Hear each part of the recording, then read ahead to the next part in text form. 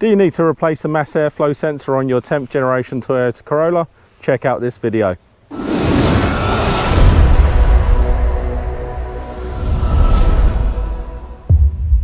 Hi there guys, welcome to another Ross Perry Productions video. In this video I have a 10th generation Toyota Corolla, and this is actually a 2008 sedan model. And in this video I'm going to be showing you how to remove and replace the mass airflow sensor on the car. Now the only tool you're going to need to do this job is a number 2 Phillips screwdriver, and it is super simple. Obviously, to start the job off, we're going to have to open up the bonnet, and to do that, go into the driver's side of the vehicle and pull this lever here.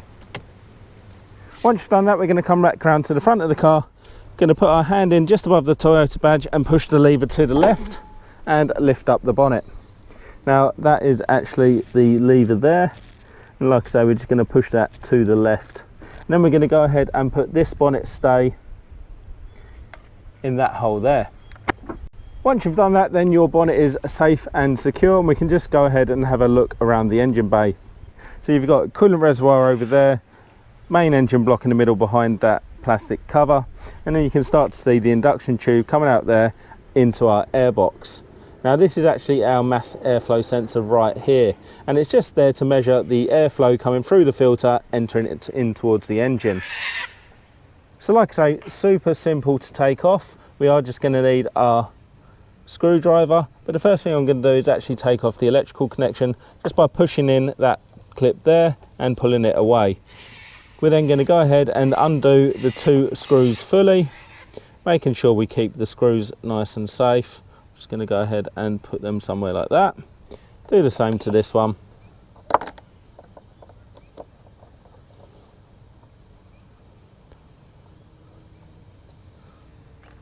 Put my screwdriver down, and then we're just going to slowly retract the sensor like that. And that's what our sensor looks like. So it's actually an original Toyota part here, made by Denso, and it's got your part number there. Now I would urge you to just check the part number on your car to make sure it's the exact same model, or you could just use your VIN number and go to your local parts supplier so they can find you the right one. There's also lots of videos on YouTube of people actually cleaning these if they're faulty, but they're relatively cheap part, and sometimes it's easier just to get a new one. Once you've got your new one, exact same process but in reverse. So we're just going to slowly slide that down, making sure we don't rough it into the hole and slide it all touching the sides.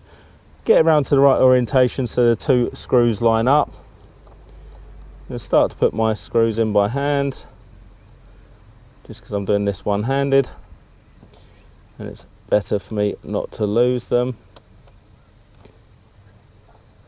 Then I'm just going to tighten them up with my screwdriver. Just bearing in mind that this is only a metal screw into plastic, they don't need to go up super tight.